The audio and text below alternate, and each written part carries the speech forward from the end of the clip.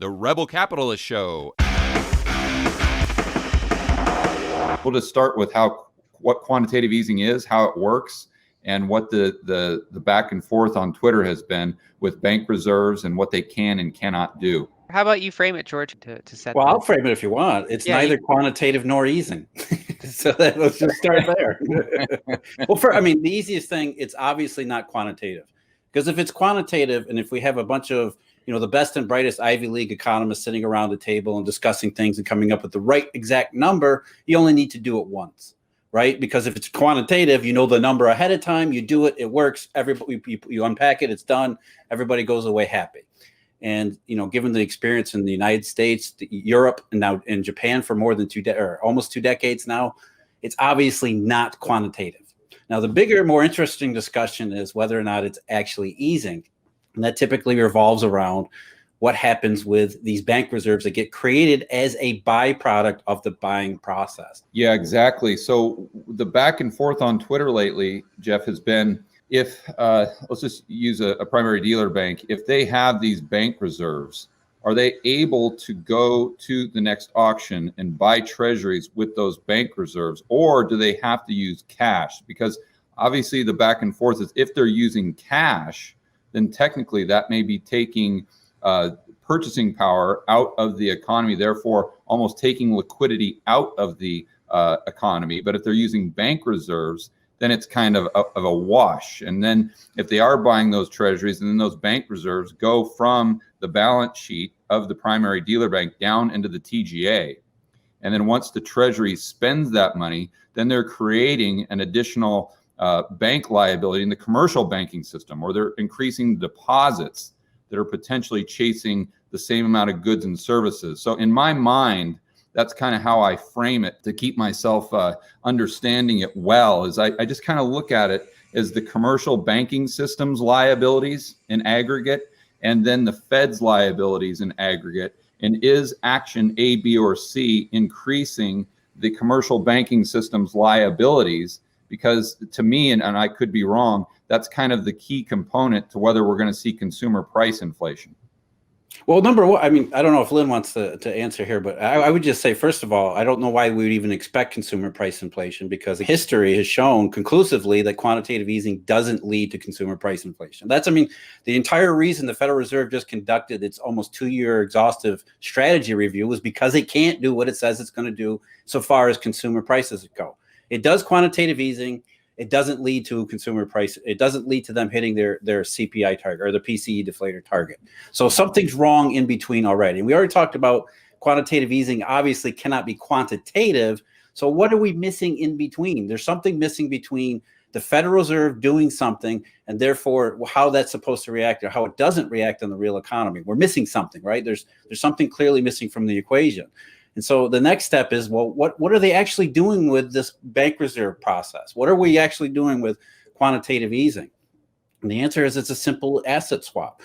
And, bank reserves have been historically nothing more than something like a clearinghouse certificate. If you go back to the earliest days of the Fed, even before the Federal Reserve, the United States banking system did not operate with a central bank because it had all of these private ad hoc clearinghouse associated. Privately, they undertook most of the roles, the emergency roles of the central banks, which was currency elasticity.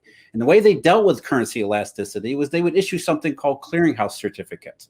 So if one of the banks within their clearinghouse network got short of liquidity, customers came in, took too much money out of the vault and therefore left them with a shortfall, so long as they were in good standing with the clearinghouse would issue them clearinghouse certificates so that they could stay afloat. They could use these certificates within the network, thereby allowing them to stay up in terms of, keep current with all the various float and payment needs that are taking place in the real economy.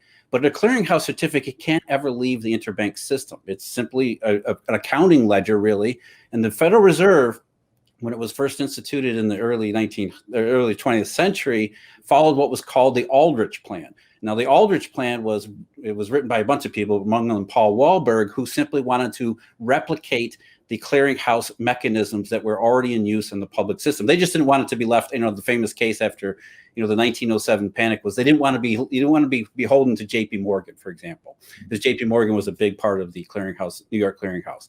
So what they wanted was essentially a clearinghouse system, but in public hands, or at least more public hands. Everybody knows the Federal Reserve is not a public institution. It's a privately owned central bank that is actually a clearinghouse. That's really what it was set up to do.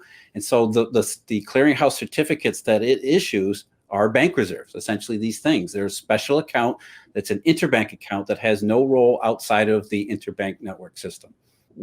So no role other than it's a backstop to create additional loans, which would mean additional bank liabilities in the commercial banking system. Yeah, and what makes it what's different between the bank reserves and the clearinghouse certificates is simply that bank reserves at the Federal Reserve satisfy legal reserve requirements. Historically, what tends to lead to inflation is if you get either tons of bank lending, or if the federal government goes around the bank lending channel and just does a lot of direct spending in the economy with massive deficits. And in those situations, those deficits get monetized in the sense that bank reserves are increased for the Federal Reserve to be able to buy a lot of those treasuries. So it's not really extracting that capital out from somewhere else. It's extracting it from kind of that new void of reserves and then going into the broader economy. So we saw that in the 1940s, and we've seen that a little bit here in the early 2020s to offset the big deflationary shock they had. So I think it's important to separate QE on its own versus QE combined with massive fiscal spending, as an example. The Fed is saying we need to do something. We need to do something because the economy and inflation are not performing the way we want them to. So we're going to expand our balance sheet. Quantitative easing is the means by which a central bank increases its balance sheet. And that's supposed to lead the banking system to doing something in the real economy. And that doing something in the real economy, that's where the inflation, that's where the growth comes from. So that's the theory. So we have the Fed expanding its balance sheet, but we don't have the inflation and the growth in the real economy. So what are we missing in between? The banking system itself seems to be the stumbling block between what the Fed wants to do and what never happens in the real economy. There's something stopping that from going from one to the other. Either you have bank lending, which is not really happening. It's mostly kind of dead on arrival at the moment, or the federal government goes around the banking system and just hands out money or backstops loans, for example, the PPP loans. That's essentially going around the banking system, even though it's still going through the banking system. So there's kind of like that sort of fiscal put, right, is still a powerful force. And the Federal Reserve's kind of role is to assist with the Treasury, like liquidity, things like that. Like we saw that liquidity issue in March, and they can expand bank reserves to maintain liquidity in the Treasury market. But really it comes down to, in that sense, either bank lending or fiscal spending. And in the absence of bank lending, when everything just kind of shuts down, you have this big deflationary spiral. That's when fiscal can come online and they can just shovel money in there. And that's what we saw, from that period of roughly April. They passed it in late March, but we saw that from April to July. And lately that's been kind of shut off now. And we're starting to see a lot of things roll over because monetary policy itself is just it's ineffective in this environment.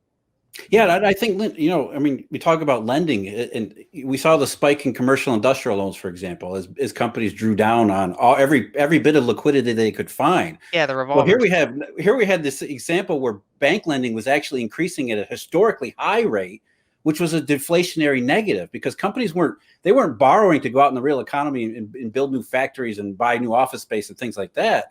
They were battening down the hatches for a deflationary wind. They were hoarding liquidity left and right. So again, they were telling the Federal Reserve in particular, doesn't matter what you do, Jay, we're not going to do anything with the money. You can create all the bank reserves you want. Those bank reserves stay within the banking system or within the interbank banking system part of it. We're not going to do anything with it. We're sitting here. And so it's not even capital constraint. There's almost a willingness constraint. The banks are not willing to take any risk right now. And so long as they're not willing to take any risk, they're not going to. It doesn't matter what the Fed does. They can give them all the bank reserves they want. They're simply saying we're in preservation mode, not risk mode. Yeah. And how does government spending play into that, Jeff? Is there a way for, like Lynn was saying, for that government spending to get around the banking system as far as creating more purchasing power in the real economy without having to create additional loans, without the banks needing to be willing to make that happen? Yeah, I would agree that's a possibility. But I might disagree with her slightly, and I don't think that that's happening right now, and I don't think it's happened since April.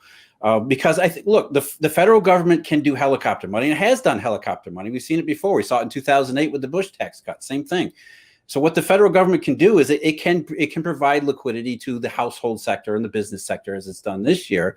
However, I don't consider it to be stimulus because it's not adding anything to the economy. They're trying to make up for what's already an enormous deficit. The real economy has broken down in that when it was shut down, we had the normal channels of redistribution in the economy, which are income, spending, investment. Those things were stopped. And so the federal government is simply trying to bridge that gap with its direct aid through these various programs. So the federal government, not the Fed, the federal government can get into the real economy and give it aid, but it's not the same thing as replicating all the process of income, profits, earning, investment. It's not the same thing at all. So it's sort of like a temporary stopgap measure to hopefully stop the bleeding. That's not stimulus in my mind. I think that's simply just aid.